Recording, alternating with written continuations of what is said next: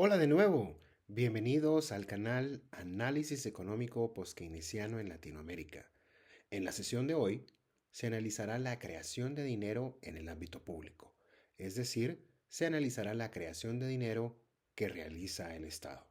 ¿Qué les parece entonces si comenzamos con la sesión número 4 de nuestro primer módulo? Empecemos.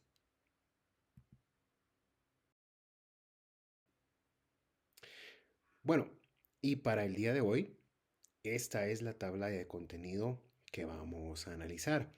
Como primer punto, vamos a presentar una breve introducción haciendo referencia a una última lección sobre la creación de dinero que realiza la banca comercial, es decir, la creación de dinero crédito. Luego hablaremos sobre la teoría de los fondos prestables, un error craso del análisis económico neoclásico. Luego presentaremos el circuito público, es decir, el proceso de creación y destrucción de dinero en el ámbito público. En el cuarto punto vamos a hablar sobre el financiamiento del Estado de acuerdo con el análisis económico post-keynesiano. Como quinto punto presentaremos el déficit fiscal y cuáles son sus consecuencias en la economía. Y por último, presentaremos algunas conclusiones importantes sobre la creación y destrucción de dinero en el ámbito público. Así que, comencemos.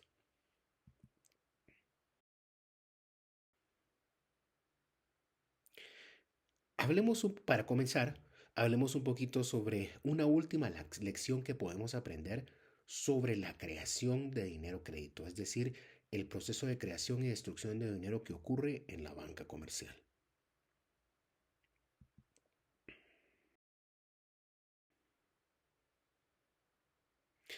Hablemos entonces sobre la economía neoclásica y el multiplicador monetario, temas que tocamos en la sesión número 3. Como se revisó en la sesión número 3, los economistas neoclásicos creen equivocadamente que la banca comercial crea dinero a través del multiplicador monetario. De acuerdo con este concepto, los bancos comerciales trabajando en conjunto crean dinero multiplicando la base monetaria, es decir, el efectivo en circulación más las reservas en Banco Central. La base monetaria, representa el dinero bajo el control del Banco Central. Adicionalmente, las autoridades monetarias determinan la magnitud del multiplicador monetario al establecer el nivel de reservas requeridas, es decir, el encaje bancario, por lo que el Banco Central controla la oferta monetaria. Entonces, la oferta monetaria es considerada como exógena en el análisis económico neoclásico, pues es determinada por el Banco Central. Como argumenta el economista Steve King, esto lleva a la equivocada conclusión que la culpa de los problemas monetarios es enteramente del gobierno. De nuevo, de conceptos económicos equivocados surgen políticas públicas equivocadas.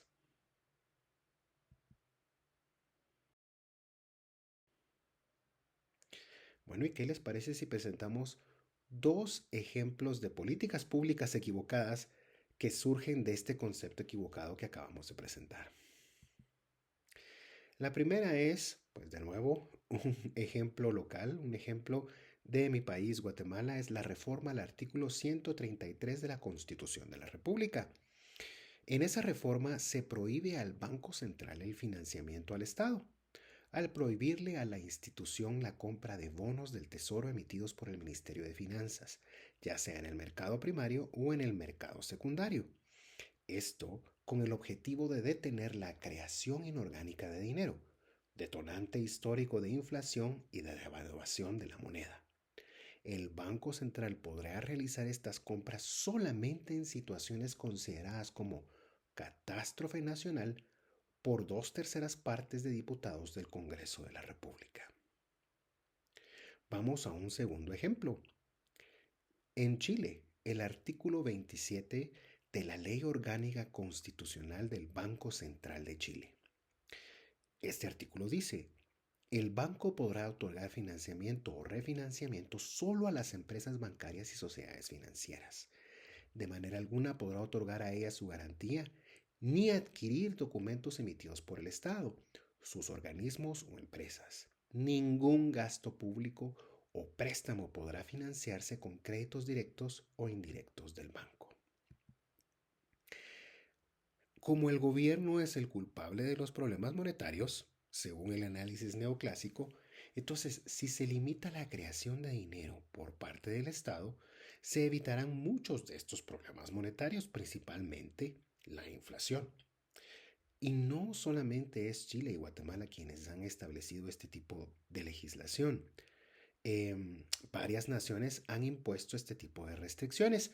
Y, por ejemplo, unos funcionarios del Fondo Monetario Internacional realizaron una investigación em, muy importante al respecto. Es decir, son varias naciones las que tienen colocadas como legislación este tipo de restricciones.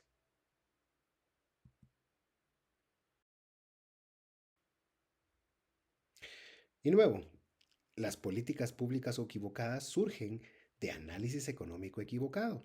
Sobre estas políticas, el economista post-keynesiano Mark Lavoie argumenta: si bien es cierto que el Banco Central mantiene cierto control sobre los tipos de interés a corto plazo a través del tipo de interés que fija en sus préstamos a los bancos, bajo esta configuración, el Banco Central no tiene control sobre los tipos de interés a largo plazo si los mercados financieros están decididos a especular contra los bonos soberanos.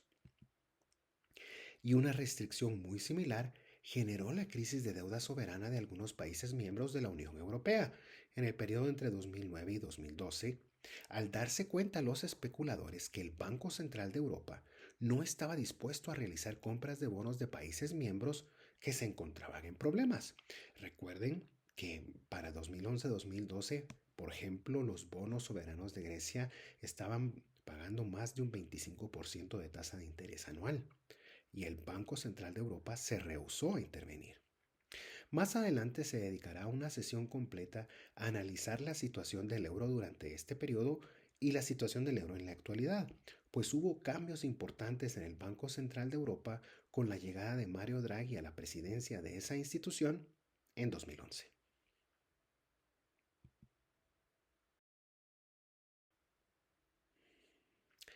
Bueno, ¿qué les parece si presentamos el segundo punto? La teoría de los fondos prestables, la cual yo he catalogado como un error graso del análisis económico neoclásico. ¿De qué se trata esta teoría de los fondos prestables? Analicémoslo.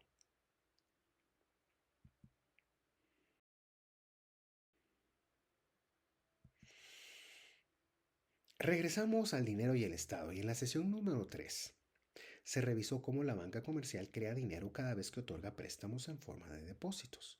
Se concluyó que los economistas neoclásicos no comprenden cómo se crea dinero en el ámbito privado, pues consideran a los bancos comerciales como intermediarios financieros. Este desconocimiento ha llevado a la equivocada conclusión que el dinero es neutral en el largo plazo. Asimismo, ha llevado a no incluir a los bancos, al dinero y al nivel de deuda privada en los modelos macroeconómicos. Adicionalmente, ha generado un marco de regulaciones bancarias incompleto, pues no existen regulaciones en cuanto al destino de los préstamos autorizados por la banca comercial. En esta sesión se revisará cómo el Estado crea dinero cada vez que ejecuta gasto. Este es otro punto que la economía no clásica no comprende.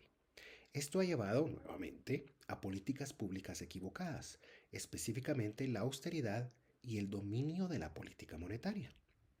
El punto de partida del análisis neoclásico en la creación de dinero público es la teoría de los fondos prestables.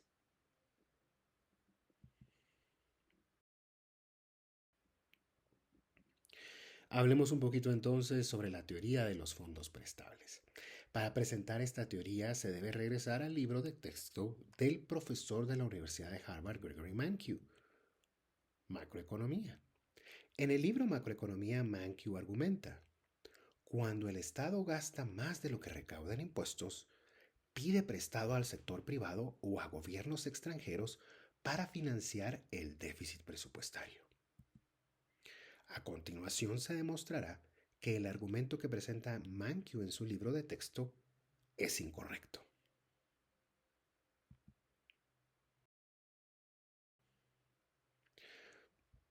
Bueno, ¿y en qué consiste la teoría de los fondos prestables? Esta teoría indica que si el Estado incurre en un déficit fiscal, debe prestar fondos del sector privado. Como se revisó en la sesión pasada, la sesión número 3, en el análisis económico tradicional o neoclásico, los bancos comerciales son considerados intermediarios financieros. Bajo esta perspectiva, para que los bancos puedan entregar financiamiento, deben recibir primero ahorros, es decir, depósitos de sus clientes. Entonces, en el análisis económico neoclásico, la historia es la siguiente. Al tomar prestado del sector privado, el Estado reduce la oferta de ahorros o fondos prestables disponibles en la sociedad. Y siguiendo el supuesto clásico de curva oferta-demanda, las tasas de interés empezarán a subir. En la próxima diapositiva se muestra gráficamente lo que supuestamente ocurre cuando se presenta un déficit fiscal. Miremos.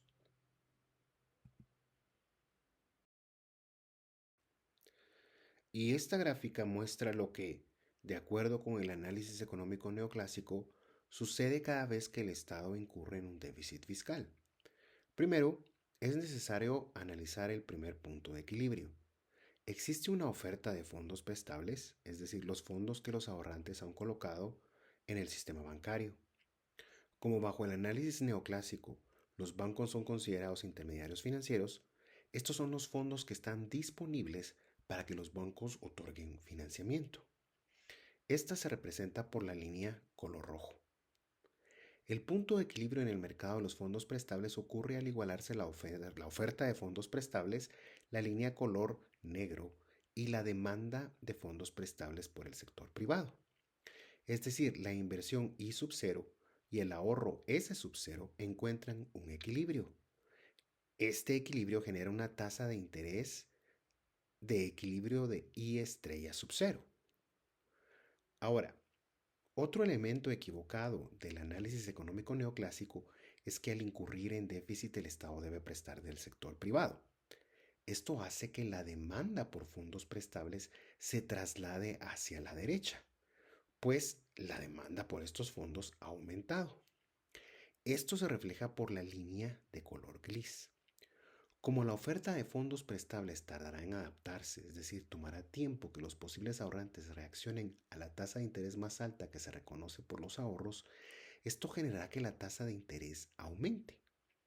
Ahora, la demanda de fondos prestables I sub 1 encuentra un equilibrio con el nivel de ahorro S sub 1 a una tasa de interés más elevada, I estrella sub 1. Esto ha llevado al análisis económico neoclásico a otra conclusión totalmente equivocada. La presencia de déficits fiscales aumentará las tasas de interés.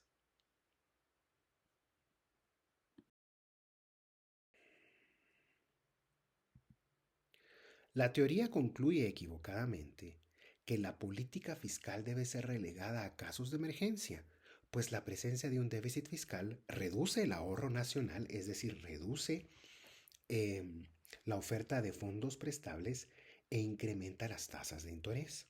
Adicionalmente, crea inflación y este último punto se analizará en una próxima sesión. Esta es la principal razón por la que la mayoría de los bancos centrales alrededor del mundo utilizan principalmente política monetaria para lograr los resultados deseados en la economía.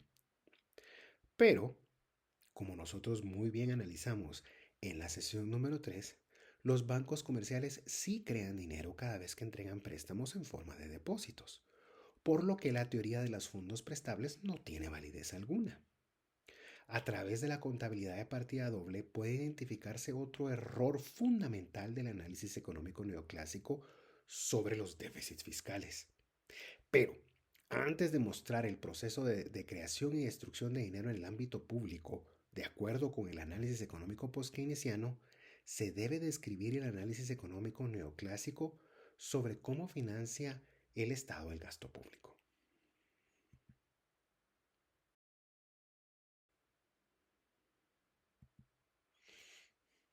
Berkeley y otros autores argumentan que en la teoría macroeconómica dominante moderna se cree que tres fuentes de ingresos, el cobro de impuestos, la emisión de bonos y la financiación monetaria, proporcionan una restricción presupuestaria al gobierno.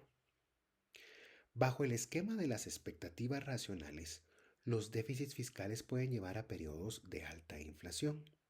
En un documento del Banco Mundial, Kigel afirma que los déficits fiscales monetizados pueden convertirse en un factor importante para explicar la dinámica de la hiperinflación. Debido a que el análisis económico neoclásico considera que la política fiscal es inflacionaria, se utiliza principalmente la política monetaria para administrar la economía, lo que en términos económicos se conoce como dominio monetario.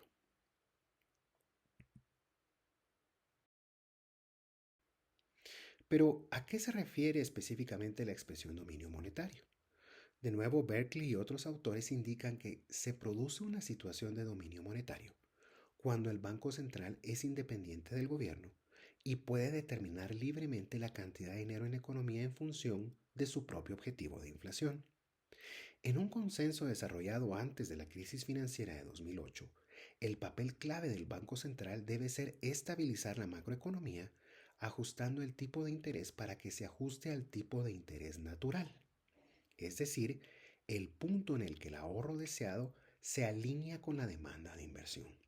Es decir, en el análisis económico neoclásico, el tipo de interés natural se le llama a la tasa de interés que surge del equilibrio entre el ahorro deseado con la demanda de inversión. Es decir, la teoría de los fondos prestables que acabamos de analizar. De acuerdo con Blanchard y Galí, estabilizar la inflación equivale a estabilizar la brecha de producción relevante para el estado de bienestar, lo que estos autores llamaron la divina coincidencia. Es decir, bajo esta perspectiva neoclásica, todo lo que el Banco Central necesita hacer es mantener una inflación baja y estable para generar crecimiento económico, llevar a la sociedad al pleno empleo y lograr óptimos niveles de inversión, tanto pública como privada. Se analizarán más adelante las desastrosas consecuencias del dominio monetario aquí en este canal.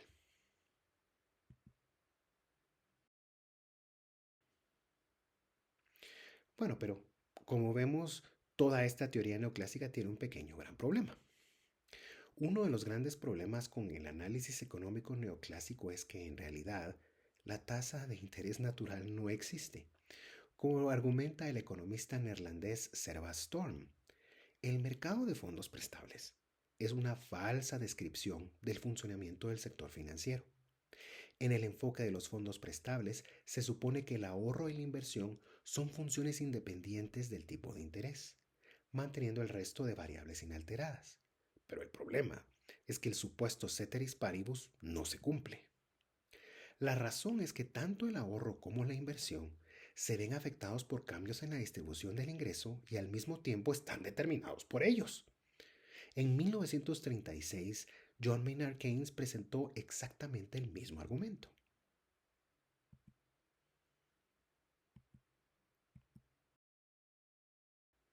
En el libro La teoría general del empleo, el interés y el dinero, publicado en 1936, John Maynard Keynes escribió: la teoría clásica del tipo de interés parece suponer que, si la curva de demanda de capital se desplaza, o si la curva que relaciona el tipo de interés con las cantidades ahorradas a partir de una renta dada se desplaza, o si ambas curvas se desplazan, el nuevo tipo de interés vendrá dado por el punto de intersección de las nuevas posiciones de las dos curvas. Pero esta es una teoría sin sentido, porque la suposición de que la renta es constante es inconsistente con la suposición de que estas dos curvas puedan desplazarse independientemente una de la otra. Si cualquiera de ellas se desplaza, entonces en general la renta cambiará, con el resultado de que todo el esquematismo basado en el supuesto de una renta dada se rompe.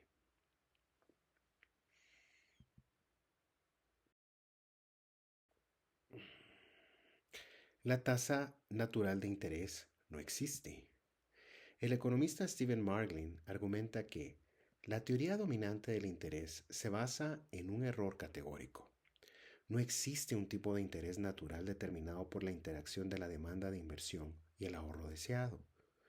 No existe un nivel determinado de los tipos de interés, a menos que planteemos un banco central o su equivalente para anclar los diferenciales determinados por la preferencia de la liquidez. Sin embargo, en el análisis económico neoclásico, la tasa natural de interés juega un papel fundamental, por ejemplo, en la política monetaria de metas explícitas de inflación. Al respecto, Goodfriend afirma que la teoría del consenso dice que para estabilizar la inflación, la política de tipos de interés debe seguir la fluctuación del tipo de interés natural real.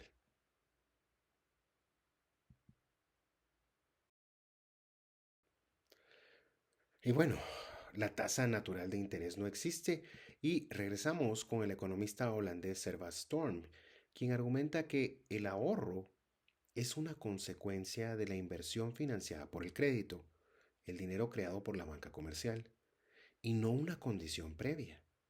Y no podemos trazar un cruce ahorro-inversión como si las curvas fueran independientes, porque no lo son.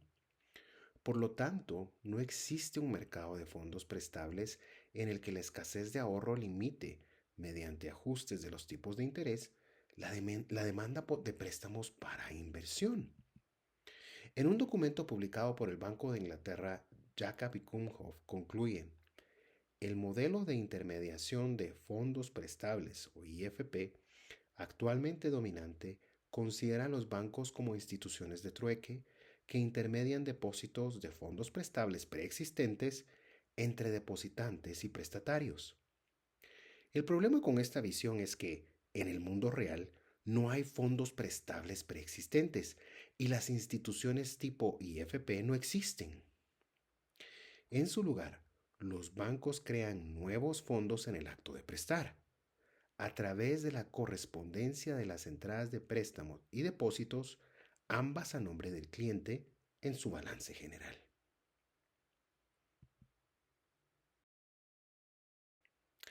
Y bueno, hemos visto el enfoque equivocado de la economía neoclásica con la teoría de los fondos prestables y la creencia de que existe una tasa natural de interés. Veamos ahora el financiamiento del Estado de acuerdo con la economía neoclásica. Como se mencionó hace un momento, la economía neoclásica considera que el gasto público tiene tres fuentes de financiamiento: el cobro de impuestos, la deuda pública y la creación de dinero. Esto se refiere a la monetización que realiza el Banco Central en determinadas situaciones. Este argumento se refleja en la siguiente figura. ¿Sí? Tenemos que el gasto público tiene tres fuentes principales de financiamiento de acuerdo con la economía neoclásica: el cobro de impuestos, la deuda pública y la creación de dinero. Sí, la monetización que hace el Banco Central en determinadas ocasiones. Pero todo esto, sí, debe de hacerse con mucha prudencia, puesto que existe el riesgo em, de incremento en las tasas de interés. Existe también el riesgo de que la inversión pública desplace a la inversión privada y también existe el riesgo de inflación.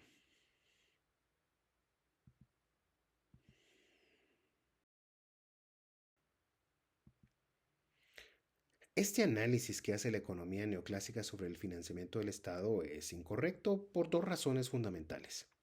La primera de ellas es que se basa en la teoría de los fondos prestables, la cual es una falsa descripción del funcionamiento del sistema financiero, como argumentó Keynes en 1936 y varios economistas post-keynesianos desde entonces.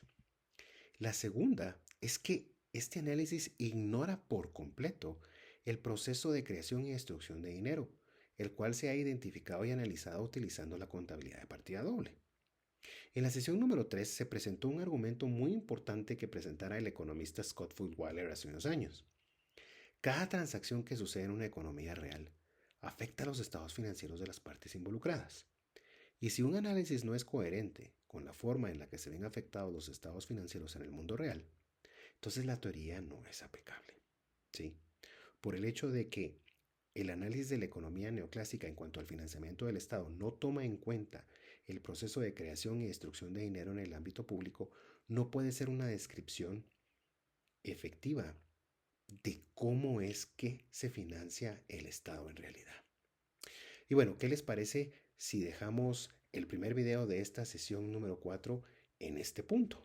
Y de nuevo les recuerdo que si a ustedes les interesa este contenido, si creen que es importante, por favor denle like y compartan este contenido y este canal con conocidos, familiares, amigos que ustedes crean que, como ustedes, pueden estar interesados en conocer el mundo que nos rodea a través del análisis económico post-keynesiano.